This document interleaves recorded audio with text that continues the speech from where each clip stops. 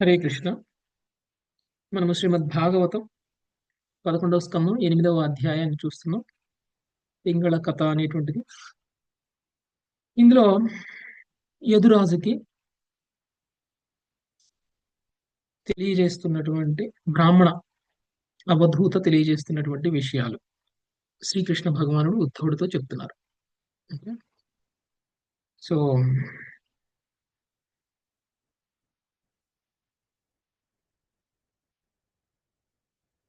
ఎవరైతే లోభత్వాన్ని ప్రదర్శిస్తారో, అంటే ఒక అజగరంలాగా దొరికిన దాన్ని తీసుకురాలి, స్వీకరించాలి. మనకు కావాల్సి అన్న దానికోసం వ్యక్ప్రయాసలు చేయకుండానే దానంతరకు అదిగా దొరికితే స్వీకరించాలి. అది అజగరం. అజగరం అంటే కొండ చిలువ. కొండ చిలువ అలా చేస్తుంది. సో మనం కూడా అలానే ఉండాలి అనేటువంటి విషయాన్ని తెలియజేశారు. అందుకనే సాధువు అయినటువంటి ఈయన శక్తి సామర్థ్యాలు ఉన్నా కానీ, తెలివితేటలు ఉన్నా కానీ, అందం ఉన్నా కానీ, మంచిగా మాట్లాడగలిగినా కానీ ఆయన ప్రయాస పడటం లేదు. ఓకే. ఎలాంటి ప్రయాసలు పడట్లేదు జీవనాన్ని గడపడం కోసం. అందుకనే అలానే ఉండాలి అని అన్నారు. అలా కాకుండా దొరికింది కదా అని చెప్పేసి రేపటి కుంచుకుందాం, ఎల్లుండి కుంచుకుందాం, భవిష్యత్తు కుంచుకుందాం. ఇక్కడ మనం అర్థం చేసుకోవాల్సింది, ఈ రోజు దొరికిన దాన్ని ఇప్పుడు తినడానికి ఏం దొరికితే అది తినాలి. సాయంత్రం గురించి, మధ్యాహ్నం గురించి, రేపటి గురించి ఆలోచించాల్సిన అవసరం లేదు. సాయంత్రం కావాలన్నప్పుడు భగవంతుడు మళ్ళీ సాయంత్రానికి ఏదో ఒకటి ఏర్పాటు చేస్తారు. అప్పుడు దొరికినప్పుడు మళ్ళీ తినాలి. ఒకవేళ 5 రోజులు, 6 రోజుల వరకు దొరకకపోతే తినకుండా ఉపవాసం ఉండాలి. అది ఒక సాధువు చేసేటువంటి విధానం. మరి అదే విషయాన్ని గృహస్థుడిగా మనం ఎలా అర్థం చేసుకోవాలి అని అంటే ఏంటి ప్రభుజీ, మేము రేపటి గురించి ఆలోచించి దాచిపెట్టుకోకూడదా? లేదు అని అంటే సాయంత్రం గురించి మళ్ళీ ఆలోచించకూడదా? భవిష్యత్తు గురించి ఆలోచించకూడదా? ఆలోచించవచ్చు.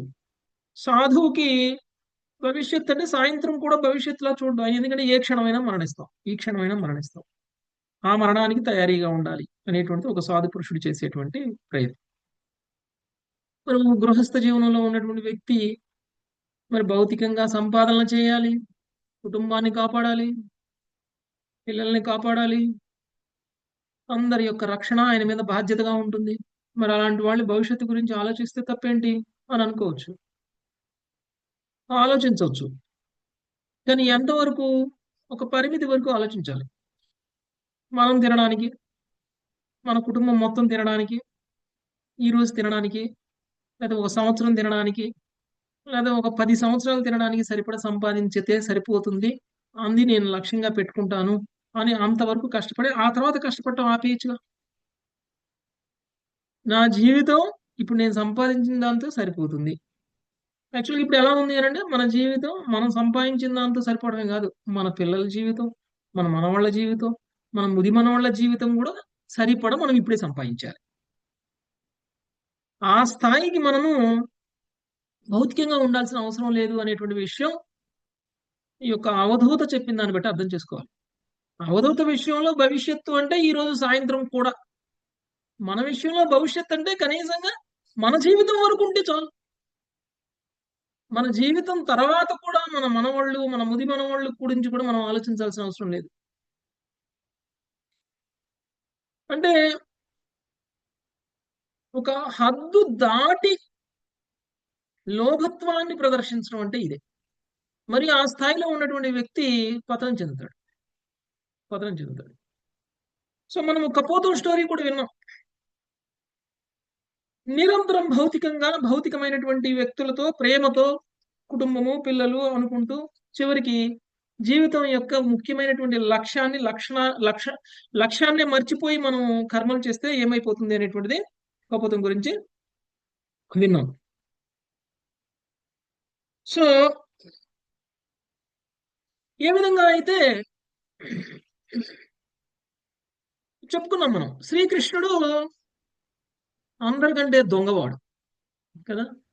అందుకనే ఆయన మొత్తం కూడా హరించి వేస్తాడు. ఏ విధంగా అయితే మనం సంపాదించిన డబ్బంతా తీసుకెళ్ళి మనం ఏదో ఒకప్పుడంటే ఇప్పుడంటే బ్యాంకులున్నాయి. ఒకప్పుడంటే బ్యాంకులు లేవు. ఏం చేసేవాళ్ళు సంపాదించిన డబ్బంతా బీరువాల్లో పెట్టేవాళ్ళు, పెట్టెల్లో పెట్టేవాళ్ళు, లేకపోతే భూమిలో పాతేసేవాళ్ళు, ఎక్కడో ఒక చోట పెట్టుకునేవాళ్ళు. నగలు కొనుక్కునేవాళ్ళు, నగల రూపంలో పెట్టుకునేవాళ్ళు. ఎవరో ఒక దొంగవాడొచ్చేసి వాడేం చేస్తాడు? మొత్తం జీవితం మొత్తం సంపాదించింది మొత్తం కొట్టేసుకొని పోతాడు. మన దగ్గర ఉంటుందా అంటే ఉండదు. అలానే మనం జీవితం మొత్తం సంపాదించింది 100 సంవత్సరాల కాలం తీరిపోయిన తర్వాత మనము ఇంకా అనుభవిద్దాం అనుకుంటే ఊరుకుంటాడా భగవంతుడు? కాల రూపంలో వచ్చి మొత్తం కొట్టేస్తాడు. హరించి వేసేస్తాడు. శ్రీహరి మొత్తాన్ని కూడా హరించి వేస్తాడు. సో కష్టార్జితం మొత్తం కూడా ఎంత జాగ్రత్తగా దాచినా కానీ దాన్ని రక్షించలేనటువంటి పరిస్థితి మనది. అలాంటప్పుడు ఎంత ఎంత కష్ట ఎంత ఎంతవరకు మనం కష్టార్జితం చేయాలి? ఎంతవరకు దాచిపెట్టాలి? అనేటువంటి దాని మీద మనం ఆలోచన చేయాలి. అంటే శాశ్వతంగా దేన్ని మనం రక్షించలేము. కానీ మనల్ని మనం రక్షించుకునేటువంటి ప్రయత్నాన్ని కనీసంగా మనం ఆధ్యాత్మికంగా ఉండడానికి ప్రయత్నం చేయాలి. అది గనక చేయలేదు అనంటే భౌతికంగా ఎంత సాధించినా కానీ మన రక్షణ కూడా మనం చూసుకోకుండా గానీ ఈ భౌతిక విశ్వం నుంచి వెళ్ళిపోయినట్లవుతుంది. ఓకే. సో ఏ విధంగా అయితే తేనెటీగలు తను తయారు చేసినటువంటి తేనెని అనుభవించే టయానికి ఆ తేనెటీగని ఎలగొట్టేసి ఆ తేనె పట్టుకొని దాన్ని అమ్ముకునే వ్యక్తి ఏ విధంగా అయితే దాన్ని మొత్తాన్ని దొంగిలించుకుని వెళ్ళిపోతాడో ఆ విధంగా శ్రీకృష్ణుడు కూడా మనం అనుభవించాల్సినటువంటి ఆ పరిస్థితి రాకముందే మనం సంపాదించింది మొత్తం తేనెటీగ తేనె తెట్టెలో తేనెని పెట్టినట్లు మనం సంపాదించింది మొత్తం బ్యాంకుల్లో, బీరువాలల్లో, లాకర్లలో పెట్టేస్తాం మనం. ఏ విధంగా అయితే ఆ తేనె పట్టేవాడు వచ్చి తేనె మొత్తం లాగేసుకొని తేనెటీగల్ని పంపించేసినట్లు మనల్ని తేనెటీగలు చంపేస్తారు. చంపేసి తేనె మొత్తం లాగేసుకుంటారు. దాన్ని వాళ్ళు అమ్ముకొని హాయిగా వాళ్ళు ఎంజాయ్ చేస్తారు. అలానే మనం అనుభవించక ముందే దాన్ని మన పిల్లలు, మనవాళ్ళు లాగేసుకుంటారు. దాన్ని అనుభవించే వాళ్ళు వేరు. మనం వెళ్ళిపోతాం. పెట్టెల్లో పెట్టేసి మనం వెళ్ళిపోతాం. లాకర్లలో పెట్టేసి మనం వెళ్ళిపోతాం. మన తర్వాత తరం వాళ్ళు దాన్ని అనుభవించేస్తారు. ఈ విధంగా మనము లోభత్వాన్ని ప్రదర్శించటం ద్వారా ఇంత చేసింది ఎందుకు? మన సుఖం కోసం. ఇంత చేసింది ఎందుకు? మన యాక్చువల్ నిజానికి మనం అంత చేసి మనం ఆధ్యాత్మికంగా పురోగమించాల్సినటువంటి సమయాన్ని కూడా మనం భౌతికంగా పురోగమించడం కోసం ఉపయోగించేసాం. అంటే మన జీవితంలో ఆధ్యాత్మికంగా పురోగమించడం కోసం సమయాన్ని కూడా మనం ఇవ్వలేదు. ఇవ్వకుండా ఆ సమయం మొత్తం కూడా వృధా అయిపోయింది. ఎలా? భౌతికంగా సంపాదించడానికి. అంత వృధా అయిన సమయం ఇప్పుడు ఇప్పుడు అది ఉందా మనకి? మనతో పాటు వస్తుందా? మనం సంపాదించింది మనతో పాటు వస్తుందా అంటే రాదు. కానీ అదే సమయంలో ఓకే. ఇంత అవసరం లేదు. సగం సంపాదించి సగం సమయం అంటే ఇప్పుడు 8 గంటలు కష్టపడేవాళ్ళు లేదా 10 గంటలు కష్టపడేవాళ్ళు కనీసంగా 8 గంటలు కష్టపడి ఆ 2 గంటలు భౌతికంగా కాకుండా ఆధ్యాత్మికంగా ఉందాము అనేటువంటి ప్రయత్నం గనక చేసినట్లయితే ఎంతో కొంత మనతో వచ్చుండేదది. మనం పోయేటప్పుడు. భౌతికంగా సంపాదించింది ఎలాగూ రాదు. కనీసంగా మనం గడిపినటువంటి ఆ 2 గంటలు, 3 గంటలు ఆధ్యాత్మికమైనటువంటి సమయం ఏదైతే ఉంటుందో అదే మనకి శాశ్వతమైనటువంటి సంపద. మిగిలినటువంటి సమయం అంతా కూడా మనం సంపాదించిందంతా కూడా అశాశ్వతమైనటువంటి సంపద. ఆ సంపదను మొత్తం మనం ఇక్కడే కోల్పోతాం. ఏదైతే ఇప్పుడు మనం రోజంతా ఎలా ఉంటున్నామో మనకు తెలీదు. కానీ రోజులో ఈ గంట సేపు 8-9 గంటల వరకు మనం చేస్తున్నటువంటి ఈ ఆధ్యాత్మిక ప్రసంగం ఏదైతే ఉందో, చర్చ ఏదైతే ఉందో ఇది మన సంపద. ఇది శాశ్వతమైన సంపద. ఇలాంటి శాశ్వతంగా మనతో వచ్చేటువంటి సంపదని మూటగట్టడం కోసం మనం ప్రయత్నం మానేసి ఏ సంపదనైతే ఇక్కడే వదిలేసి వెళ్ళిపోతామో దానికోసం మనిషి 8 గంటలు పని చేయాల్సి ఉంటే 10 గంటలు, 15 గంటలు, 16 గంటలు కూడా పనిచేసి చివరికి ఆధ్యాత్మికంగా ఒక నిమిషం కూడా ఇవ్వనటువంటి సమయం ఇవ్వనటువంటి పరిస్థితుల్లో మనం అందరం కూడా ఉన్నాం. అందుకనే మనము అలా తేనెటీగల్లా ఉండవద్దు. ఓకే. తేనెటీగని చూసి కూడా మనము నేర్చుకోవచ్చు. 24 భౌతిక తత్వాల నుంచి మనం ఏమేమి నేర్చుకోవచ్చు అనేటువంటి విషయాన్ని మనకి ఈయన చెప్తున్నారు. బ్రాహ్మణ అవధూత. అలానే ఇప్పుడు తేనెటీగ నుంచి కూడా ఏమి నేర్చుకోవచ్చు అనేటువంటి విషయాన్ని చెప్పారు. ఇంకొకటి ఎవరైతే ఆధ్యాత్మికంగా పురోగమించాలి అని అనుకుంటారో సాధువులా ఉండాలి అని అనుకుంటారు. ఆధ్యాత్మికంగా పురోగమించడం అంటే మన సనాతన ధర్మం ఏం చెప్తుంది మనకి అంటే ఆధ్యాత్మికంగా ఉండాలి. దాని ద్వారా మనం ముక్తిని సాధించాలి. ఇదే సనాతన ధర్మం. అయితే మరి ముక్తిని సాధించాలి అంటే దేని మీద కూడా ఆసక్తి ఉండకూడదు. మనం అనుభవించేటువంటి దాని మీద కూడా మనకు ఆసక్తి ఉండకూడదు. ఏదైనా మనకి ఒక వస్తువు, ఒక వ్యక్తి మన జీవితంలో ఆసక్తిని కలిగిస్తాడు అంటే దానికి దగ్గరగా వెళ్ళకుండా ఉండాలి. అది చివరికి మనుషులైనా కావచ్చు, వస్తువులైనా కావచ్చు, చివరికి సంగీతమైనా సరే. ఓకే. సో ఏ సంగీతం అయితే మనల్ని భౌతికంగా బంధించి వేస్తుందో అలాంటి సంగీతాన్ని కూడా మనం వినకూడదు. ఆ సంగీతం కూడా మనల్ని బంధించి వేస్తుంది. మనం అందరం ఒకప్పుడు, ఇప్పుడు ఇప్పుడు అవునో కాదో నాకు తెలీదు. కానీ ఒకప్పుడైతే సినిమా పాటలు ఎంత ఎక్కువగా అంటే మనందరికి ప్లే లిస్టులు ఉండేయన్నమాట. మన వాట్సాప్, మన మొబైల్‌లోనే ప్లే లిస్టులు పెట్టుకొని మరి డౌన్‌లోడ్‌లు చేసుకొని, ప్లే లిస్టులు పెట్టుకొని బస్సుల్లో పోతా, బస్సుల్లో తిరిగొస్తూ చెవిలో పెట్టుకొని వింటూ ఉంటాం.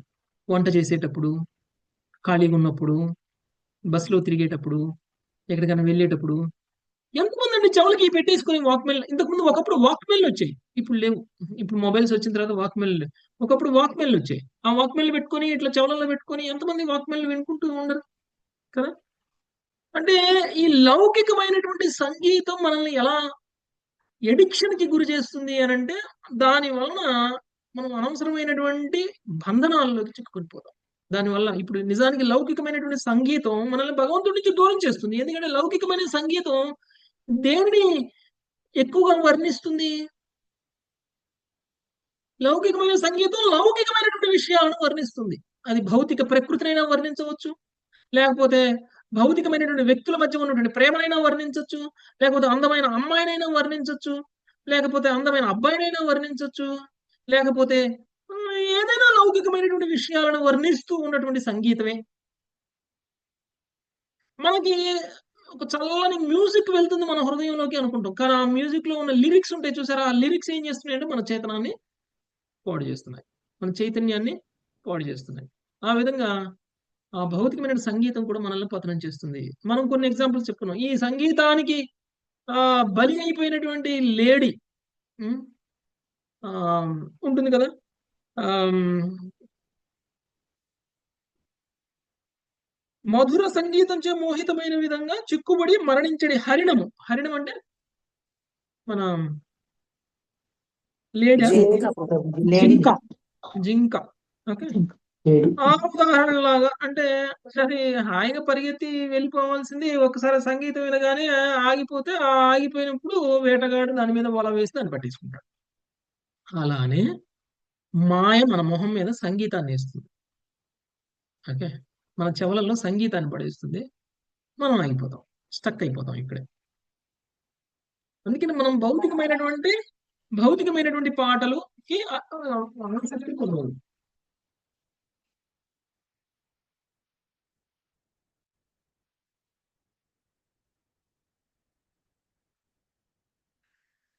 కాబట్టి మనం ఎప్పుడైనా సరే ఒక సంగీతాన్ని వినాలి అనంటే ఏం వినాలి?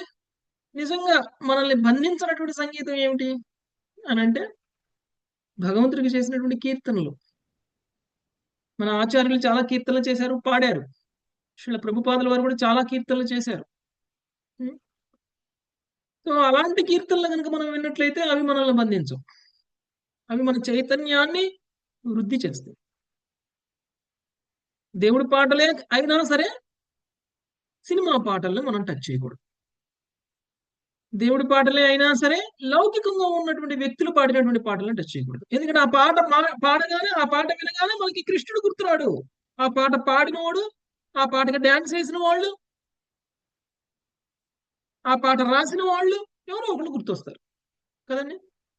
మనం మనం పాట విన్నప్పుడు గాని, మనం పాట పాడినప్పుడు కానీ, మనకి మన ఆచార్యుడు గుర్తొచ్చాడనుకోండి. అది ఉత్తమమా? లేతే ఇప్పుడు 'చిరంజీవి' సినిమాలలో శివుడుగా యాక్షన్ చేస్తాడు. ఓకే. ఆహ్, శివుడిగా యాక్షన్ చేసినప్పుడు ఎవరో ఒక భక్తుడొచ్చేసి చిరంజీవిని కీర్తిస్తూ పాట పాడాడనుకోండి. శివుడిని కీర్తిస్తూ పాడాడు. శివుడినే కీర్తిస్తూ పాడాడనుకుందాం. ఇప్పుడు అది దేవుణ్ణి కీర్తిస్తూ పాడినటువంటి పాట కదా అని చెప్పేసి మనం అందరం పాడామనుకోండి, మన మనసులో ఒక క్షణానికి కూడా ఆ సినిమాలో ఉన్నటువంటి ఆ సన్నివేశం గుర్తురాదా? ఉం? దేవుడి పాటే, కానీ ఆ దేవుడి పాట పాడాము, కానీ ఆ పాటలో ఉన్నటువంటి సన్నివేశం మనకి మనసులోకి వచ్చేస్తుంది. ఎవరు వస్తారు మనసులోకి ఎప్పుడు? హీరోనే చిరంజీవి గుర్తొస్తాడు. ఆ చిరంజీవి వస్తాడు. మీకు చిరంజీవి రావాలా, కృష్ణుడు రావాలా? కృష్ణుడు రావాలి. అందుకని ఏ ఏ పాట పాడితే మనకి భగవంతుడు గుర్తొస్తాడో ఆ పాట పాడాలి. భగవంతుడు వేషం వేసుకున్న వాడు గుర్తు రాకూడదు మనకి. ఓకే. సో అలా అందుకనే సినిమా పాటలు వద్దనేది. సో ఆ చైతన్యంలోకి మనం వెళ్ళకూడదు. ఓకే. ఆ విధంగా మన ఆచార్యులు గుర్తొచ్చారనుకోండి మనకి చాలా మేలు. ఆచార్యుడు గుర్తొచ్చినా, కృష్ణుడు గుర్తొచ్చినా ఒకటి. ఎందుకంటే ఆచార్యుడికి కృష్ణుడికి తేడా లేదు.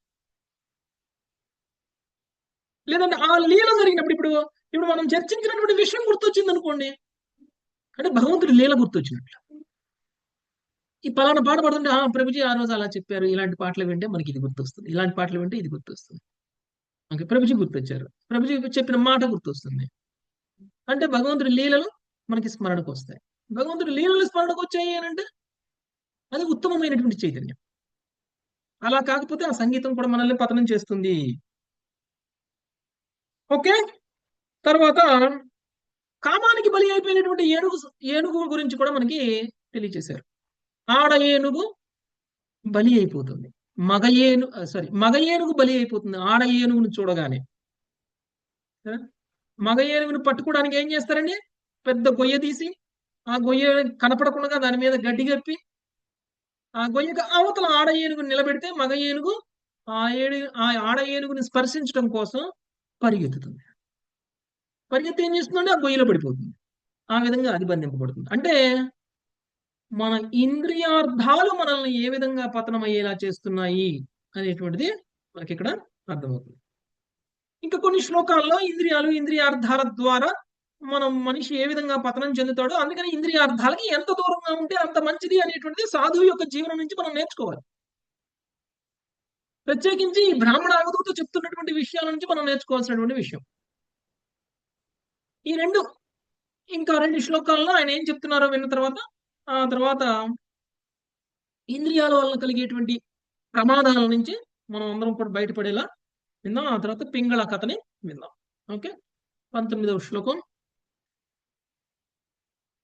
కంఠమనేని మాతాజీ సునీత కనుక.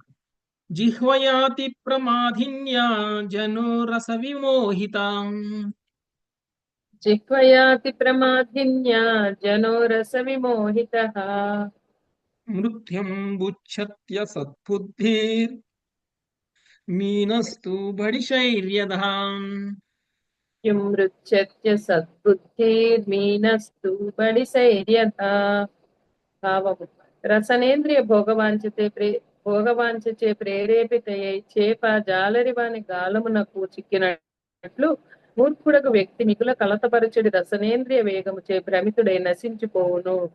భాష్యము: జాలరివాడు గాలమునకు ఎరను గుచ్చి రసనేంద్రియ భోగం పట్ల లోభి అయిన బుద్ధిమాలిన మత్స్యమును సులభంగా ఆకర్షించును.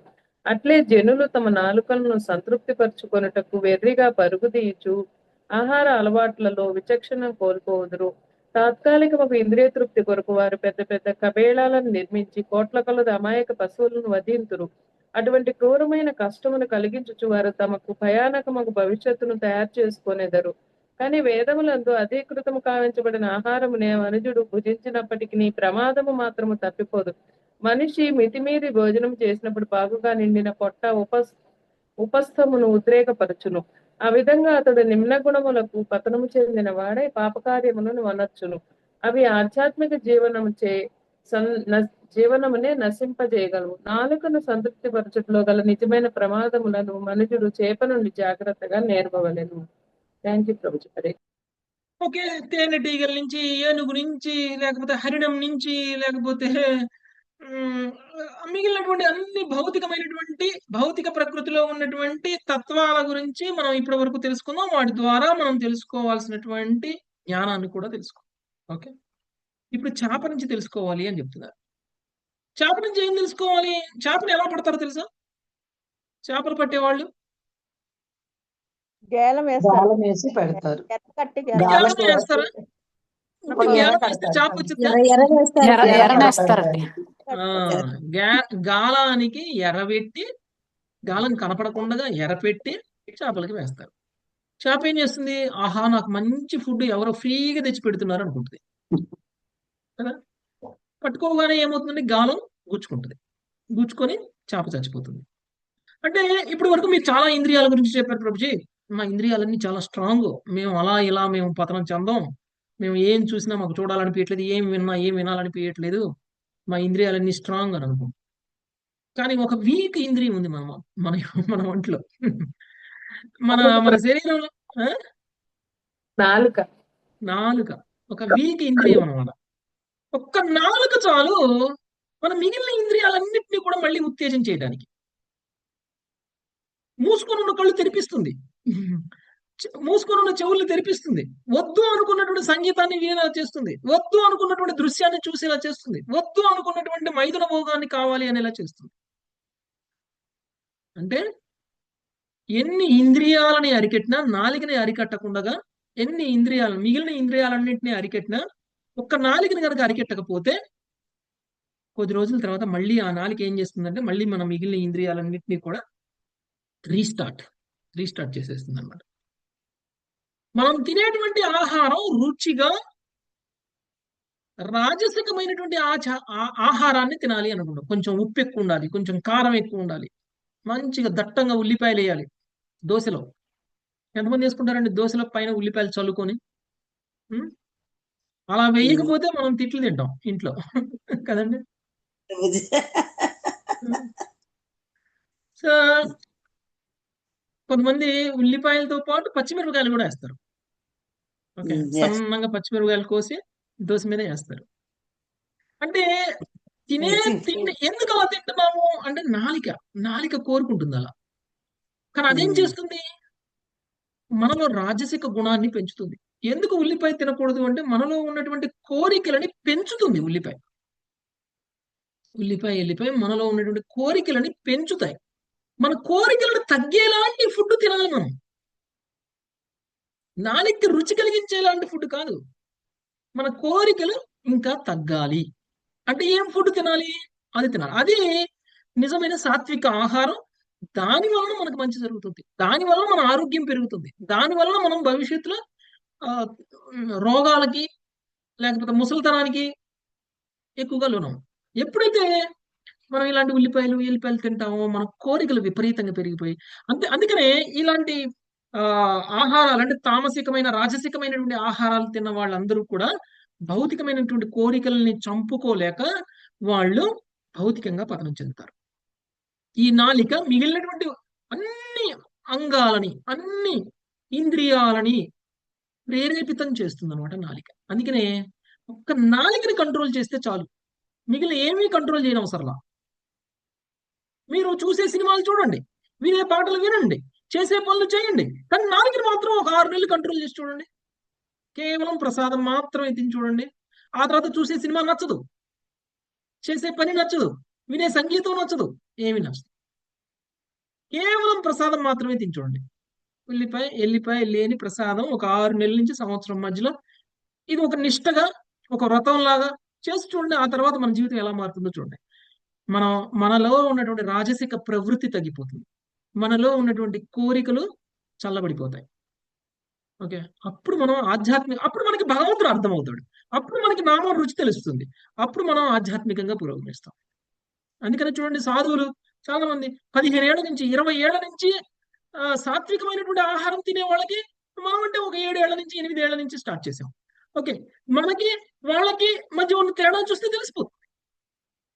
అలా కాకుండా నిన్న మొన్నటి దాకా తినేటువంటి వాళ్ళు ఉన్నారు చూసా, ఒక 6 నెలల నుంచి మానేసిన వాళ్ళు కూడా కొంతమంది ఉంటారు. వాళ్ళకి మనకి కూడా తేడా ఉంటుంది, వాళ్ళ ఇంట్లో వాళ్ళకి మధ్య తేడా ఉంటుంది. అంటే ఎంత కాలం నువ్వు వదిలేస్తే అంత సమయం. ఇప్పుడు ఆ గుణాల యొక్క ప్రభావం అనేటువంటిది మానేసిన వెంటనే పోదు, అది పోవడానికి చాలా సమయం పడుతుంది. కాబట్టి అప్పటి వరకు మనం మానేయాలి. పోయేంత వరకు మానేయాలి. అరే నేను ఒక 6 నెలలు అవుతుంది, సంవత్సరం అవుతుంది, నేను ఎల్లిపాయ మానేసా, కానీ నాలో కోపం తగ్గలేదు, నాలో కామం తగ్గలేదు, నాలో ఆ, ఏ ఏ ఏదో ఇంతకుముందుకు ఎలా ఉన్నానో అలానే ఉన్నాను. మరి ఇంకెందుకు మానేయడం, మధ్యలో ఒకసారి తిందాంలే, మధ్యలో 2 సార్లు తిందాంలే, ఇప్పుడు ఏమవుతుందిలే అని అనుకుంటాం కదా. మనందరికీ అలాంటి డౌట్స్ ఉన్నాయి కదా. మనందరం కూడా మనం మనం ఇంతకు ముందు ఆహార అలవాట్లకి ఇప్పుడు ఆహార అలవాట్లకి తేడా ఉన్నాయి. కానీ మన కోపము, మన కామము లో తేడా వచ్చిందా? అవి రాలా. ఎందుకు అంటే దాని డోసెస్ చాలా. ఇంకా మనలో ఉన్నటువంటి రోగానికి అవసరమైనటువంటి మెడిసిన్ ఎంత డోసులో వేసుకోవాలో, ఎన్ని వారాలు వేసుకోవాలో, ఎన్ని రోజులు వేసుకోవాలో అన్ని రోజులు వేసుకోవాలి. ఇక్కడ Yes, జ్వరం ప్రభు. వచ్చిందని చెప్పేసి, జ్వరం వచ్చింది, టైఫాయిడ్ జ్వరం వచ్చిందని చెప్పేసి డాక్టర్ దగ్గరికి వెళ్తే మందు ఇస్తాడు. ఆ మందు ఈ ఒక్కసారి వేసుకుని నీకు తగ్గిపోద్ది అంటాడా? ఒక డోసేజ్ ఇస్తాడు. ఒక వారం వేసుకో, ఒక 10 రోజులు వేసుకో, తగ్గిన తర్వాత కూడా ఇలా ఉండాలి, ఇది తినాలి, ఇది తినకూడదు అని చెప్తారు. అలానే కొన్ని జన్మల నుంచి వచ్చినటువంటి గుణాల ప్రభావం ఒక 6 నెలలు మానేస్తేనో, సంవత్సరం మానేస్తేనో, ఒక 6 సంవత్సరాలు మానేస్తేనో, 5 సంవత్సరాలు మానేస్తేనో పూర్తిగా కంట్రోల్ అవ్వవు. అవి అవడానికి సమయం పడుతుంది. ఆ సమయం మనం ఇవ్వాలి. కానీ ఈ లోపలనే మళ్ళీ రోగాన్ని పెంచేటువంటి ఏమైనా తిన్నాము, రోగాన్ని పెంచేటువంటివి ఏమైనా చేసామనుకోండి, అప్పుడు ఏమవుతుంది? మళ్ళీ డోసేజ్ ఇక్కడి నుంచి స్టార్ట్ చేయాలి. ఓకే. నేను మొన్న 6 రోజులు టాబ్లెట్లు చెప్పారు, 6 రోజులు వేసుకున్నాను. కానీ 4 రోజులు వేసుకున్నాను. 4 రోజులు అయిన తర్వాత మధ్యలో 4వ రోజు మాత్రం ఇంకా నేను టాబ్లెట్ వేసుకోకుండా నేను వెళ్ళిపోయి నేను అది తిన్నాను, ఇది తిన్నాను, మళ్ళీ జ్వరం మళ్ళీ స్టార్ట్ అయింది అనుకోండి.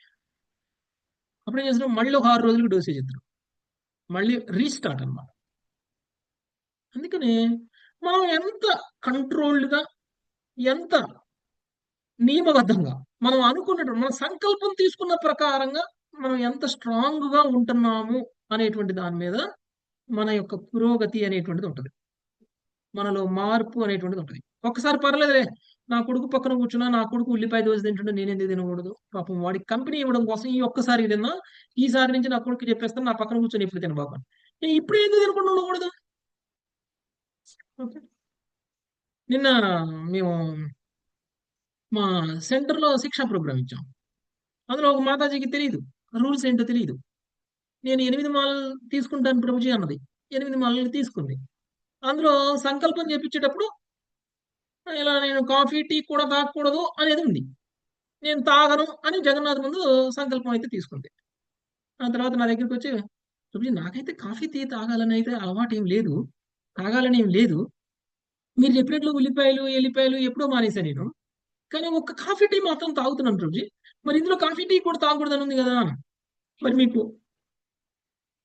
తాగకపోతే ఉండలేరా మాతాజీ అని అడిగా. అడిగితే మాతాజీ ఏమన్నారు? లేదు లేదు, నాకేం లేదు, నేను తాగపోయినా ఉండగలను, నాకేం ప్రాబ్లం లేదు. కానీ మా ఇంట్లో వాళ్ళందరూ నేను కూడా వాళ్ళతో కలిసి కూర్చొని తాగాలి అని కోరుకుంటారు. ఓకే. నేను అన్నాను, అలా అయితే ఆ టైంలో వాళ్ళతో కలిసి కూర్చొని తాగండి, కానీ కాఫీ, టీ తాగమాకండి, పాలు తాగండి,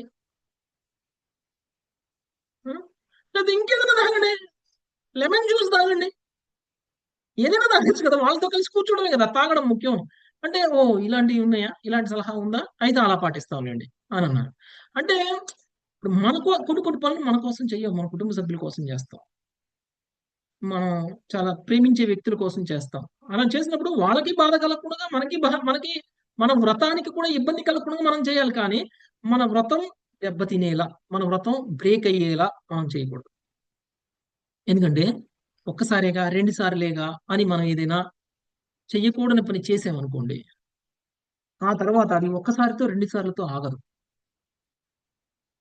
ఆ తర్వాత దానివల్ల మనకు కలిగేటువంటి నష్టము మళ్ళీ మనం ఇంత కష్టపడి ఒక 6 నెలలు, సంవత్సరం నుంచి మనం ఉన్నాం చూసావు, కంట్రోల్డ్గా, నిష్టగా, మళ్ళీ వెనక్కి వెళ్ళిపోతాం అనమాట. 6 నెలలు వెనక్కి వెళ్ళిపోతాం, సంవత్సరం వెనక్కి వెళ్ళిపోతాం. మళ్ళీ మన సాధన 0 నుంచి మొదలవుతుంది. అవసరమా అదంతా? ఆ ఒక క్షణం కనుక మనల్ని మనం నియంత్రించుకోగలిగితే మనం సంవత్సరం వెనకపోవాల్సిన అవసరం లేదుగా. ఒక సంవత్సరం వెనకపోతున్నాము అనేటువంటి విషయం మనకు తెలిస్తే ఆ క్షణాన్ని నియంత్రించుకుంటాం. ఇంకా మనకు తెలియదు, దానివల్ల జరిగేటువంటి నష్టం మనకు తెలియదు. ఒక్క సంవత్సరం పాటు నేను వెనక్కి వెళ్ళిపోతానంటే అది ఎంత పెద్ద నష్టం మనకి కదండి. ఒక సంవత్సర కాలం కష్టపడి సాధన చేసినటువంటి సమయాన్ని మనము వెనక్కి వెళ్ళిపోతాం, వృధా అయిపోతుంది, వెనక్కి వెళ్ళిపోతాం. ఒక్కొక్కసారి నేను కూడా మా చుట్టాల ఇంటికి వెళ్తాను. ఉం? ఆ వెళ్ళినప్పుడు తిను, పర్లేదు ఒకసారి తిను అని అంటారు. ఓకే, అప్పుడు మనం టెంప్ట్ అయిపోయి తినేసాం అనుకోండి. లేదంటే పెళ్లిలోకి వెళ్తాం, పేరెంటానికి వెళ్తాం, వాళ్ళందరి ముందు డ్రామా చేయాలి, అదొక పెద్ద తలకాయ నొప్పి. ఓకే, సో ఒక్కసారే పెద్ద నష్టమేం లేదు, మనందరికి నియంత్రణ ఉంది. కానీ ఒక్కసారితో ఆగితే పర్లేదు, మళ్ళీ అది రుచి అనిపించింది అనుకోండి, మనకి మర్చిపోయిన రుచి మనకు అవసరం మళ్ళీ మనకి. అసలే మన మైండ్ మామూలు మైండ్ కాదు. ఓకే, పాత జ్ఞాపకాలన్నీ తోడేస్తుంది, పాత విషయాలన్నిటిని తీసుకొస్తుంది. మళ్ళీ ఆహా అలా తినాలి, ఇలా తినాలి, అలా తినేవాళ్ళం, ఇలా తినేవాళ్ళం, ఒకప్పుడు ఇలా ఉండేది. ఈ రుచులన్నీ గుర్తొస్తాయి. ఈ రుచులు అనేవి మన బ్రెయిన్ లో ఇంప్రెషన్స్ పోవు. మనం ఎదువరకు తినే 1 సంవత్సరం క్రితం, 10 సంవత్సరాల క్రితం, 20 సంవత్సరాల క్రితం తిన్న రుచి కూడా దాన్ని చూడగానే గుర్తొస్తుంది. అవన్నీ కూడా నాలిక అనేటువంటిది మనల్ని ఆ విధంగా పతనం చెందేలా చేస్తుంది. అలాంటి నాలికని కంట్రోల్ చేయడం కోసం మనం చేయాల్సింది ఏంటండి? 2 పనులు. నాలికతో మనం చేయగలిగినటువంటి 2 పనులు మన శరీరం మొత్తాన్ని కూడా శుద్ధి చేస్తుంది. ఒకటి, సాత్వికమైనటువంటి ఆహారం, భగవంతుడికి అర్పించినటువంటి సాత్వికమైనటువంటి ఆహారాన్ని తినాలి. రెండవది, నాలుగుతో కీర్తన. హరినామాన్ని ఉచ్చరించాలి, హరే కృష్ణ మహామంత్రాన్ని జపించాలి. ఈ 2 కనుక చేసి చూసినట్లయితే మన జీవితం మొత్తం మారిపోతుంది, సాత్వికంగా తయారైపోతాం, భగవంతుడి యొక్క ధామానికి వెళ్ళేలా తయారైపోతాం. అందుకనే మనం అందరం అంటాం, మా ఇంట్లో వాళ్ళు వింటలేదండి, మా ఇంట్లో వాళ్ళని భక్తులు చేయాలంటే ఏం చేయాలండి, వాళ్ళు చాంటింగ్ చేయట్లేదండి అంటే, ప్రసాదం పెట్టండి మాతాజీ, ప్రసాదం పెట్టండి, ప్రసాదం పెట్టండి. ప్రసాదం పెట్టి చూడండి, కొన్నాళ్ళు మార్పు వస్తుంది. 1 రోజు, 2 రోజులు, ఒక 6 నెలలు, 1 సంవత్సరంతో రాకపోవచ్చు. ఎందుకంటే మనం అందరం కరుడు కట్టిన వాళ్ళం. కరుడు కట్టిన వాళ్ళని మార్చాలంటే కొంత సమయం పడుతుంది కదా. సో మనకే చాలా సమయం పట్టింది. నిష్టగా మనం అందరం ఆధ్యాత్మికంగా పురోగమించాలి అని కంకణం కట్టుకుంటేనే మనకి ఇన్ని సంవత్సరాలు పట్టింది.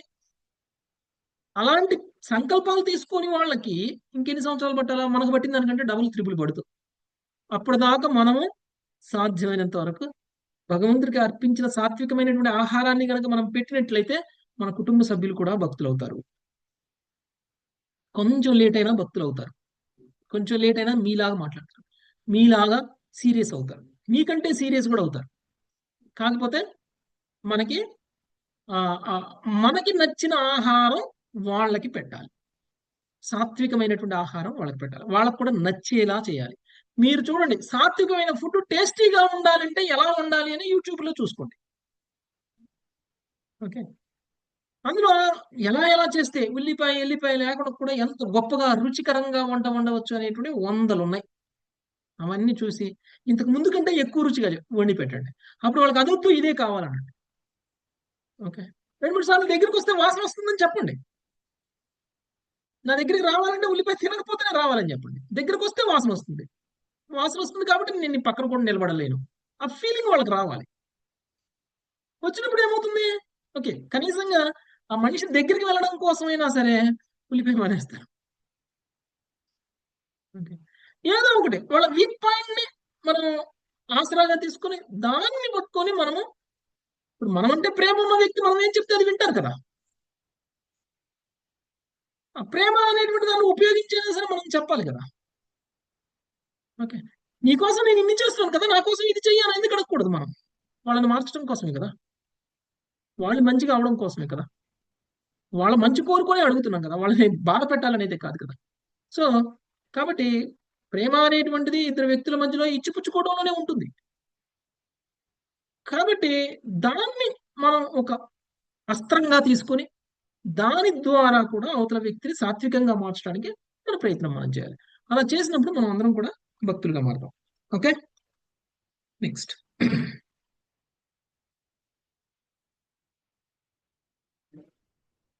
లావణ్య మాతజ. ఇంద్రియాణి జయంత్యాసు నిరాహారమునీషిణః ఇంద్రియాణి జయంత్యాసు నిరాహారా మనీషిణః వర్జయిత్వా తు రసనం తన్నిరన్నస్య వర్ధతే వర్జయిత్వా తు రసనం తన్నిరన్నస్య వర్ధతే. ఉపవాసం ద్వారా వివేకవంతులు కేవలము నాలుకను తప్ప సకలేంద్రియములను సులభంగా అదుపులోనికి తెచ్చుకొందురు. కానీ ఉపవాసం చే అట్టివారు వృద్ధి చెందిన రసనేంద్రియ ప్రీతివాంఛతో పీడితులగుచుందురు. భాష్యము. కడుపు నింపితే మనసు నిండుతుందనేది దక్షిణ అమెరికాలో ఒక సామెత. అందుకే తృప్తిగా భోజనం చేసేవాడు ఆనందంగా ఉంటాడు. మనిషి సరైన ఆహారం లోపించినచో అతని ఆకలి మరింతగా పెరిగిపోవును. కానీ బుద్ధిమంతుడైన వ్యక్తి నాలుకకు ఆధీనుడుగాక కృష్ణ భక్తి భావనలో పురోగమించుటకు యత్నించును. శ్రీకృష్ణునికి అర్పించిన నైవేద్యమును ప్రసాద రూపంలో భుజించుట ద్వారా మనుషుడు క్రమంగా నిర్మల హృదయుడే, సహజంగానే సరళుడు, తపస్వి అగును. నానా విధములకు రసములచే తృప్తి చెందటము నాలుక కార్యమైనప్పటికీ రజమండలంలోని 12 వనములలో తిరుగుట ద్వారా మనుషు 12 రకములకు ఇంద్రియభోగ రసముల నుండి విడివడగలడని ఈ సందర్భంలో శ్రీల భక్తి సిద్ధాంత సరస్వతి ఠాకూర్లు తెలిపిరి. శాంతరసము, దాసత్వము, స్నేహము, వాత్సల్యము, మధుర ప్రేమ అన్నవి భౌతిక సంబంధంలోని 5 ప్రధాన విభాగములు. హాస్యము, సంభ్రమము, వీరరసము, దయ, క్రోధము, భయము, బీభత్సము అన్నవి భౌతిక సంబంధంలోని 5 గౌణ లక్షణములు. మూలముగా ఈ 12 రసములు భగవంతుడు జీవుల నడుమ ఆధ్యాత్మిక జగత్తులో పరస్పర వినిమయం జరుగుచుండును. బృందావనంలోని 12 వనములలో సంచరించుట ద్వారా మనుషుడు ఈ 12 రసములను తిరిగి జీవితంలో జాగృతమనర్చుకొనగలడు. ఆ విధముగా అతడు భౌతిక వాంఛారహితుడై ముక్తాత్ముడగును. మనుషుడు కృత్రిమముగా ఇంద్రియ భోగమును, విశేషముగా రసవేంద్రియ తృప్తిని విడుచుట విఫలయత్నమే కాగలరు. పైగా కృత్రిమమైన లేమి ఫలితంగా అతని ఇంద్రియ భోగ వాంఛ వృద్ధి చెందగలదు. కృష్ణ సంబంధంలో నిజమైన ఆధ్యాత్మిక ఆనందమును అనుభవించుట చేతనే మనుషుడు భౌతిక వాంఛలను త్యజించగలడు. హరే కృష్ణ ప్రభుజీ, ధన్యవాదాలు. ఒక నాలుగును కనుక కంట్రోల్ చేసినట్టయితే ఇతర ఇంద్రియాలన్నీ కూడా కంట్రోల్ అయిపోతాయి. అలా కాకపోతే ఇతర ఇంద్రియాలన్నీ కూడా మనల్ని పీడిస్తాయి అనేటువంటి విషయాన్ని మనకి చెప్తున్నారు. సో అలా చేయడం కోసం నాలుగుతోటి కేవలం కృష్ణ ప్రసాదాన్ని మాత్రమే స్వీకరించేటువంటి ప్రయత్నాన్ని మనము చేయాలి. సో కృష్ణ సంబంధంలో నిజమైనటువంటి ఆధ్యాత్మిక ఆనందాన్ని అనుభవించడం చేతనే మనుషుడు భౌతిక వాంఛను తీరించగలడు. అంటే ఇప్పుడు మీరు ఒకటి అర్థం చేసుకోవాలి. ఒకే నాలుగుతోటి ఏది పడితే అది తినకూడదు. నాలుగుకి ఉన్నటువంటి టేస్ట్ ఏదైతే ఉందో ఆ రుచిని మనం చంపేయాలి. అదా మన లక్ష్యం? అది కాదు. నాలుగుని మీరు కంట్రోల్ చేయొద్దు, కానీ ఇతర ఇంద్రియాలన్నీ కంట్రోల్ అవ్వాలి. అది ఎలా? నాలుగుతోటి ప్రసాదం తినాలి, నాలుగుతోటి భగవంతుడి యొక్క నామాన్ని జపించాలి. మరి నాలుగుని కంట్రోల్ చేసి నేను ఏమి మాట్లాడను, ఏమి తినను అంటే కుదరదు. తినాలి, మాట్లాడాలి. ఏం తినాలి? ప్రసాదం తినాలి. ఏం మాట్లాడాలి? భగవంతుడి నామ జపం చేయాలి. లేదంటే భగవద్గీత, భాగవతాన్ని చదవాలి, వినాలి. ఇవి చేసామనుకోండి, నాలుగుని ఈ విధంగా కంట్రోల్ చేయాలి. అంటే ఇష్టం వచ్చినంత తినడం కాదు. ఇప్పుడు నాకు ఇది తినాలి, ఇది తినాలి అనిపిస్తే తప్పులేదు. అది కృష్ణ ప్రసాదాన్నే తినాలి, ఇది కృష్ణ ప్రసాదాన్నే తినాలి అనిపిస్తే తప్పులేదు. ఓకే, అది మంచిది. కొంతమందికి భగవంతుడికి అర్పించినటువంటి ప్రసాదంలో ఉన్న టేస్ట్ ఇంట్లో ఎంత గొప్పగా వండినా రాదు కదా. భగవంతుడికి అర్పించిన ప్రసాదం చాలా టేస్టీగా ఉంటుంది. ఇంట్లో వండితే ఆ టేస్ట్ రాదు. అర్పించకుండా తింటే ఆ టేస్ట్ రాదు. ఆ టేస్ట్కి అలవాటు పడాలి నాలుక. ఆ టేస్ట్కి భగవంతుడికి అర్పించినటువంటి ప్రసాదానికి వచ్చేటువంటి టేస్ట్ ఉంటుంది. మన గుళ్ళో పులిహార చాలా బాగుంటుంది, ఇంట్లో అమ్మ చేస్తే బాగుంది కదండి. అబ్జర్వ్ చేశారు ఎప్పుడైనా? గుళ్ళో ఇంతే ఒక చిన్న అవును ప్రభుజీ. పులిహార పెడితే మాత్రం నాకు ఇంకో కప్పు పెట్టి అని అడుగుతాం. కానీ లేదమ్మా ఒక మనిషికి ఒక కప్పే పెడతాము అని అంటారు. ఇంటికి వచ్చి అమ్మ నాకు గుళ్ళో పులిహార పెడితే చాలా బాగుంది, నువ్వు తయారు చేయి అని అంటాం. కానీ చేస్తే ఆ రుచి రాదు. ప్లేట్ నిండా పెట్టినా తినబుద్ధి కాదు మనకి కదా. అంటే ఆ రుచికి అలవాటు పడేలా చేయాలి మన నాలుగుని. ఆ రుచికి అలవాటు పడేలా చేయాలి. అంటే నాలుగుని కంట్రోల్ చేయాల్సిన అవసరం లేదు, జీరో చేయాల్సిన అవసరం లేదు, ఏమి తినకుండా ఉండాల్సిన అవసరం లేదు. ఆ భగవంతుడి యొక్క ప్రసాదంలో ఉన్నటువంటి రుచికి అలవాటు పడేలా చేయాలి. భగవంతుడి నామంలో ఉన్నటువంటి రుచికి అలవాటు పడేలా చేయాలి. అప్పుడు మనకి ఆధ్యాత్మిక, అంటే ఒక వస్తువు మీద ఇష్టాన్ని పోగొట్టాలి అని అంటే ఆ వస్తువుల మీద ఇష్టాన్ని పోగొట్టడం కోసం అంతకంటే గొప్ప వస్తువుని మన దగ్గరికి తీసుకురావాలి. అంటే ఇప్పుడు మీకు సైకిల్ అంటే ఇష్టం అనుకోండి, మీ ముందుకి బైక్ తీసుకొచ్చి పెట్టాను అనుకోండి, అప్పుడు ఏమవుతుంది? సైకిల్ పక్కన పెట్టి బైక్ తీసుకుంటాం. Okay, bike bike bike bike చాలా బాగుంది. బైక్ బాగా ఎడిక్ట్ అయిపోయాం అనుకోండి, మరి ఆ బైక్ మీద ఉన్న మోజు తీరుకోవాలంటే మనం ఏం చేయాలి? ఎన్నాళ్ళు బైక్ నడుపుతా ఇదిగో కారు అని అన్నాం అనుకోండి, అప్పుడు ఆటోమేటిక్ గా బైక్ పక్కన పెట్టి కారు తీసుకుంటాం. కొన్నాళ్ళు కారు నడిపిన తర్వాత ఎన్నాళ్ళు ఈ మిడిల్ క్లాస్ కార్ నడుపుతావు, హై క్లాస్ కార్ తీసుకొని మనం వాళ్ళ బెంజ్ కారు ఏదైనా తీసుకొచ్చి పెట్టారు అనమాట. అప్పుడు ఆ బెంజ్ కారు ఒక నెల నడిపిన తర్వాత వెళ్ళి మళ్ళీ ఆ మారుతి కారులో కూర్చోమంటే కూర్చుంటాడండి ఎవరైనా? కూర్చోరు ప్రభుజీ. అంటే ఏంటి? మనం ఇప్పుడు ఏదైతే రుచి అనుకున్నామో అంతకంటే ఉత్తమమైనటువంటి రుచిని మనం చూడగలగాలి. ఫస్ట్ చూసినప్పుడు ఇది వదిలేస్తాం ఆటోమేటిక్ గా. ఓకే, అంటే తక్కువ స్థాయిలో అనిపిస్తుంది అనమాట. మనకి ఇష్టమైంది చాలా తక్కువ స్థాయిలో చూడగలిగేలా దానికంటే గొప్పది తీసుకొచ్చి దాన్ని పక్కన పెట్టాలి. అంటే ఆధ్యాత్మికమైనటువంటి ఆనందాన్ని అనుభవించినప్పుడు భౌతికమైనటువంటి ఆనందం తుచ్చం అనిపిస్తుంది. కాబట్టి భక్తిలోకి వచ్చిన వాళ్ళకి అన్ని ఇంద్రియ భోగాలు వదిలేయాలి, ఆనందాలు ఉండవు అని అనుకోవద్దు. అంతకంటే గొప్ప ఆనందాన్ని అనుభవిస్తుంటాం కాబట్టి ఇది మనకి ఆనందం అని అనిపించదు. ఈ భౌతిక ఇంద్రియాలతో చేసేటువంటి ఇంద్రియ భోగం అనేటువంటిది ఆనందం అని అనిపించకుండా ఉండాలి అని అంటే ఆత్మతో చేసేటువంటి ఆనందాన్ని వెతుక్కోవాలి, ఆత్మానందాన్ని వెతుక్కోవాలి. ఆత్మకి ఆనందాన్ని కలిగించేటువంటి ఆధ్యాత్మికమైనటువంటి విషయాల పట్ల రుచి పెరగాలి. భాగవతం వినటంలో రుచి మనకి ఈ సమయంలో భౌతికమైనటువంటి సీరియల్స్ చూడటంలో లేదు మనకి. ఎందుకు? ఆ సీరియల్ ఏముందిలే, అది ఎప్పుడు నిన్న చూసినా ఇవాళ చూసినా రేపు చూసినా ఒకటే విషయం. అదే ఇక్కడికి వస్తే కొత్త విషయం నేర్చుకోవచ్చు, కొత్త విషయం నేర్చుకోవచ్చు, మనకి జ్ఞానం వస్తుంది అని చెప్పేసి ఇప్పుడు మనకి అంటే కొద్ది రోజులు ఇది విన్న తర్వాత ఇప్పుడు మనకి ఈ సమయంలో మాత్రం మనకి ఏది వద్దు, ఇదే కావాలి కదా. దీనికోసమే మనం ఒక గంట నుంచో అరగంట నుంచో ఎదురు చూస్తూ ఉంటాం. అమ్మ ఈ రోజు ఇంకా 8 కాలేదా, 8 ఎప్పుడైతుంది, ఇంకా 8 కాకముందే గడియారం కళ్ళు కూడా 2-3 సార్లు చూస్తాం మనం. ఓకే, 8 అయిందా, జూమ్ ఆన్ చేసుకొని కూర్చుంటాం.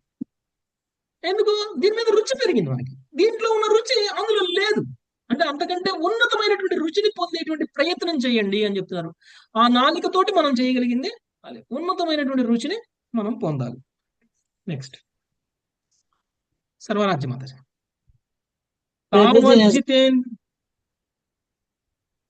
సర్వరాజ్య మాత. తావజ్జితేంద్రియో తానజ్జితేంద్రియో నస్యాన్ విజితాన్యేంద్రియః పుమాన్. తావజ్జితేంద్రియో జితాన్యేంద్రియః పుమాన్. న జయేద్రసనం యావాం జితం సర్వం జితేరసే.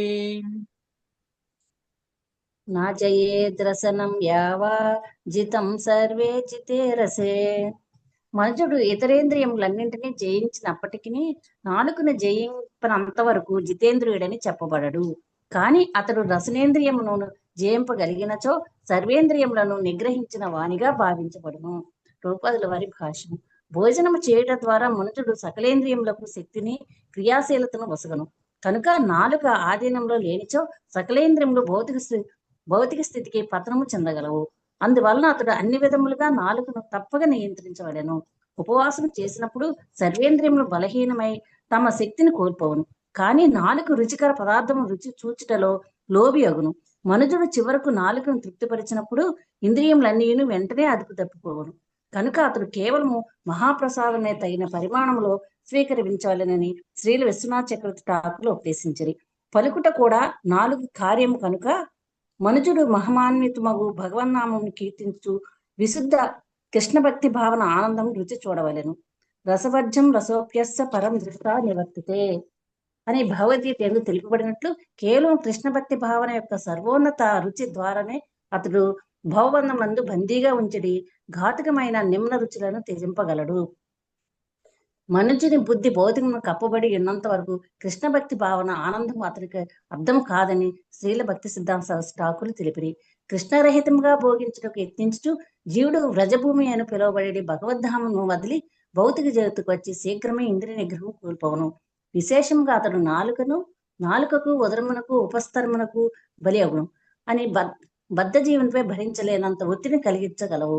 కానీ సర్వానందనిధి అయిన భగవానునితో ఆనందమయ సంబంధము పునఃస్థాపించుకున్నప్పుడు అట్టి కోరికలు అణిగిపోగలవు. కృష్ణ భక్తి భావన రుచికి అనురక్తుడైన వాడు విశుద్ధ సత్వం పట్ల సహజాకర్షణ వలన ధార్మిక జీవన నియమ నిబంధనలన్నింటినీ సహజంగానే అనుసరించును. అటువంటి సహజాకర్షణ లేనప్పుడు భౌతికేంద్రియములు ఒత్తిడిచే మనుజుడు నిక్కముగా భ్రమితుడుగును. భక్తియుక్త సేవ యొక్క ఆరంభ స్థితి సాధన భక్తి అని పిలువబడినది. అయినను ఎంత శక్తివంతమైనదనగా అది మనుజుని అనర్థ నివృత్తి స్థితికి తీసుకొని వచ్చును. అట్టి స్థితిలో అతడు అవాంఛితమైన పాపకర్మ నుండి విడివడిన వాడై నాలుక, ఉదరము, ఉపస్థము యొక్క ఒత్తిడి నుండి ఊరటను పొందును. ఆ విధంగా అతడు భౌతికాసక్తి బంధము నుండి బయటపడిన వాడై మాయామోహముతో ఎంత మాత్రము వంచితుడు కాకుండాను. మెరిసేదంతా బంగారం కాదని చెప్పబడింది. తమ తండ్రి గారైన శ్రీల భక్తి వినోద ఠాకూర్ రచించిన ఈ క్రింది గీతములను మనము గమనించవలసి ఉన్నది. ఈ సందర్భన శ్రీల భక్తి సిద్ధాంత సరస్సు తెలిపిరి. శరీర అవిధేజాలే జడేంద్రియ తాహే కాల్ జీవే ఫలే విషయ సాగరే తారే మధ్య జిహాది లోభమయ సుధర్మతి తాకే జితే కఠిన సంసారే కృష్ణ బఢాదయ మాయా కరి భారే జిహాజే స్వప్రసాదాన్న దిలాబాయి సేయి అన్నామృత సాపావో రసా కృష్ణ గుణగావో ప్రేమే డహకో చైతన్యనితాయ్. ప్రభు, ఈ దేహం అజ్ఞానపు ముద్ద, ఇంద్రియములు ముత్య పదములోను వలలో ఏదియో కారణం మేము ఈ భోగసాగము పడితిమి. ఇక ఇంద్రియములన్నింటిలోనూ నాలుక పరమలోభి అనపరానిది అయినట్టుది. ఈ జగత్తులో నాలుకను జయించుట అతి కష్టం. కానీ ఓ కృష్ణ, పరమ కరుణామయుడైన నీవు నాలుక నియంత్రించుటకు మాకు చక్ర ప్రసాదాన్ని ఇచ్చావు. ఇప్పుడు మేము తృప్తి తీరగా ఈ ప్రసాదాన్ని తిని శ్రీ శ్రీ రాధాకృష్ణులను మనసారా కీర్తించుతాము. శ్రీ చైతన్య నిత్యానందుల సహాయమునకై ఎలుగెత్తి ప్రేమతో పిలుచుతాము. Thank you Prabhuji. Hare Krishna. So ఒక ముఖ్యమైనటువంటి విషయం, జితేంద్రియుడు అంటే ఎవరండి? ఇంద్రియాలన్నింటినీ జయించినటువంటి వాడు జితేంద్రియుడు కదా. ఒక నాలుగు తప్ప మిగిలిన ఇంద్రియాలన్నింటినీ జయిస్తే జితేంద్రియుడు అని అనబడడు. కానీ మిగిలిన ఇంద్రియాలన్నీ పక్కన పెట్టండి. కానీ మీరు ఒకవేళ నాలుగును మాత్రమే జయించేశారనుకోండి, మీరు జితేంద్రియులే. చూడండి, మన శరీరంలో ఉన్నటువంటి 5 ఇంద్రియాలలో 4 ఇంద్రియాలను జయించడం ఈజీయా, ఒక ఇంద్రియాన్ని జయించడం ఈజీయా? 4 ఇంద్రియాలను జయించడం కష్టమా, ఒక ఇంద్రియాన్ని జయించడం కష్టమా? ఏది ఈజీ? ఒక ఇంద్రియాన్ని జయించడం ఈజీ కదా. మీరు కష్టపడి 4 ఇంద్రియాలను మీరు జయించడం అవసరం, ఒక ఇంద్రియాన్ని జయించండి. ఆ ఇంద్రియం నాలుక. ఓకే, అప్పుడు మీరు జితేంద్రియులుగా చెప్పబడతారు. అదే నువ్వు 4 మీద కష్టపడు, నేను మిగిలిన ఇంద్రియాల మీద కష్టపడతా, ఎవరు తొందరగా ప్రోగ్రెస్ అవుతారో చూద్దాం అని అనుకున్నాను అనుకోండి. 4 ఇంద్రియాలని నియంత్రించినటువంటి వ్యక్తి కనీసం 4ను మాత్రం నియంత్రించలేదు అనుకోండి, అలాంటి వ్యక్తిని ఇంద్రియ నిగ్రహుడు అని అనరు. ఎందుకంటే ఆ 4 ఏం చేస్తుందంటే మిగిలిన ఇంద్రియాలన్నింటినీ కూడా ప్రేరేపించేస్తుంది కాబట్టి. కానీ ఎవరైతే వ్యక్తి ముందు 4ను జయించాడో వాడు మిగిలినటువంటి ఇంద్రియాలన్నింటినీ ఆటోమేటిక్ గా జయించేస్తాడు స్లోగా. కాబట్టి జితేంద్రియుడు అని అంటే 4ని జయించినటువంటి వాడు. సర్వ ఇంద్రియాలని కూడా నిగ్రహించినంత సమానం ఒక్క 4ని జయించినట్లయితే. ఇంకొకటి, మనం తినేటువంటి ఆహారము ఎలా ఉండాలి అని అంటే, మనం ఆహారం తినడం వలన కృష్ణ ప్రేమను పొందేలా, కృష్ణ కీర్తన చేసేలా, భాగవతం వినడానికి ఇష్టం కలిగేలా, భగవద్గీత వినడానికి ఇష్టం కలిగేలా, కూర్చొని జపం చేయడానికి ఇష్టం కలిగేలా అలాంటి ఆహారం తినాలి. అదే మనం తినేటువంటి ఆహారం నిద్ర మంచిగా పోయేలా, కామం పెరిగేలా, కోరికలు పెరిగేలా, లేదంటే అక్కడికి ఇక్కడికి పోయి తిరిగి చూసి రావాలి అనిపించేలా అలా ఉండకూడదు కదా. మనం తినే తిండిని బట్టే ఉంటుంది మన చైతన్యం కూడా. మన చైతన్యంలో ఉన్నటువంటి శుద్ధి అనేటువంటిది కేవలం మనం తినేటువంటి తిండి మీదనే ఆధారపడి ఉంటుంది. మీరు పోయి చూడండి, రోడ్ల మీద చాలా మంది గొడవలు పెట్టుకుంటుంటారు, కొంతమంది మాత్రం గొడవలు పెట్టుకోరు. ఎందుకు? వాళ్ళు తినే తిండి సాత్వికమైనటువంటి ఆహారం కాబట్టి. మీరు ఏమీ అనొద్దు, మీరు పోయి జస్ట్ కొంతమందిని వాళ్ళ ఆటో పక్కకి వెళ్ళి ఆటోని ఇలా టచ్ చేయండి, వాడు ఏం చేస్తాడు? కొట్టడానికి వచ్చేస్తాడు. కొట్టడానికి వచ్చేస్తాడు. అదే వాడు వచ్చి మన కారుని టచ్ చేసినా కానీ మనం ఏమనం కదండి. మనం ఏం కొట్టడానికి పోం. ఏమయ్యా చూసుకో అంటాం. సారీ సార్ అంటాడు. సరే అయ్యా ఇంకోసారి తగలకుండా చూసుకో అని చెప్తాం. అంతకు మించి మనం ఏం చేయం. కానీ వాళ్ళు ఏం చేస్తారండి? గొడవలకి యుద్ధానికి దిగుతారు. ఏంటి తేడా? ఏంటి తేడా వాళ్ళకి మనకి? ఎందుకంటే వాళ్ళు తినే తిండి అలాంటి, వాళ్ళు చేసే పనులు అలాంటి, వాళ్ళ ఫుడ్, వాళ్ళలో ఉన్నటువంటి ఆ గుణాన్ని, ఇది యుద్ధానికి కాలు దువ్వే గుణాన్ని, కయ్యానికి కాలు దువ్వుతారంట చూసారా కొంతమంది. మీరేం అనవసరంలా, ఇట్లా చూస్తే చాలు, మీరు జస్ట్ వాళ్ళకి ఒక సిగ్నల్ ఇస్తే చాలు, కయ్యానికి కాలు దువ్వేస్తారన్నమాట కొంతమంది. అన్నమాట కూడా అన్నాడని ఊహించుకొని మరి గొడవకు వచ్చేవాళ్ళు కొంతమంది ఉంటారు. కొంతమంది మనం ఎంత అన్నా కానీ పట్టించుకోడు. ఎందుకు అంటే వాళ్ళు తినేటువంటి ఆహారంలో ఉన్నటువంటి తేడా. మనం ఎలాంటి ఆహారం తింటామో అలానే ప్రవర్తిస్తాం. చెత్త తింటే చెత్తగానే మాట్లాడతాం. మనం భగవంతుడి యొక్క ప్రసాదం తింటే దేవుడికి సంబంధించిన మాటలు వస్తాయి నోట్లో నుంచి. చెత్త తిండి తిన్నాం అనుకోండి, నోట్లో నుంచి వచ్చే మాట కూడా చెత్తగానే ఉంటుంది. బూతులు వస్తాయి, పిచ్చి మాటలు వస్తాయి. ఇవన్నీ ఎందుకు వస్తాయంటే మనం తినే తిండి మన యొక్క చైతన్యాన్ని కలుషితం చేస్తుంది. కాబట్టి మనం ఏమి తింటే కృష్ణ ప్రేమ వస్తుందో, ఏమి తింటే భగవంతుడికి కీర్తన చేయాలి అనిపిస్తుందో, ఏమి తింటే భాగవతం వినాలి అనిపిస్తుందో, ఏమి తింటే మనం ఆధ్యాత్మికంగా ఉండడానికి ఉపయోగపడుతుందో అది తినాలి. అందుకనే మనము తినేటప్పుడు మనం ఏం చేస్తామండి? తినడానికంటే ముందు మనం ఏం చేస్తాం? మహాప్రసాదే గోవిందే చదువుతామా? చదువుతామా? దాని మీనింగ్ ఇక్కడ ఇచ్చారు. ఏదో కారణం వల్ల ఈ భౌతిక సాగరంలోకి వచ్చి పడ్డాము. ఈ ఇంద్రియాలన్నింటిలోనూ నాలుక పరమ లోభి, అనపరానిది అయినది. ఈ జగత్తులో నాలుకను జయించడం అతి కష్టము. కానీ ఓ కృష్ణ, పరమ కరుణామయుడు అయినటువంటి నీవు నాలుకను నియంత్రించుటకు మాకు చక్కని ప్రసాదాన్ని ఇచ్చావు ఇప్పుడు. ఓకే, ఇప్పుడు మేము తృప్తి తీరగా నీ ప్రసాదాన్ని తిని, ఆ తిన్న తర్వాత మనం ఏం చేయాలి? చక్కగా నిద్రపోదాం, లేకపోతే చక్కగా ఇంద్రియ భోగం చేద్దాం కాదు. తిన్న తర్వాత ఏం చేయాలి? రాధాకృష్ణుల గుణగానం చెయ్యాలి. అలాంటి అవకాశాన్ని నువ్వు నాకు ఇచ్చావు, అందుకు నేను నీకు కృతజ్ఞుణ్ణి అని భగవంతుణ్ణి మనము ప్రార్థించాలి. ఓకే, నువ్వు ఇచ్చినటువంటి ప్రసాదాన్ని తిన్న నేను నీ గుణగానం చేస్తాను అని ప్రామిస్ చేయాలి భగవంతుడికి కదా. నువ్వు ఇచ్చినటువంటి ప్రసాదాన్ని నేను తిని నేను నీకు గుణగానం చేస్తాను.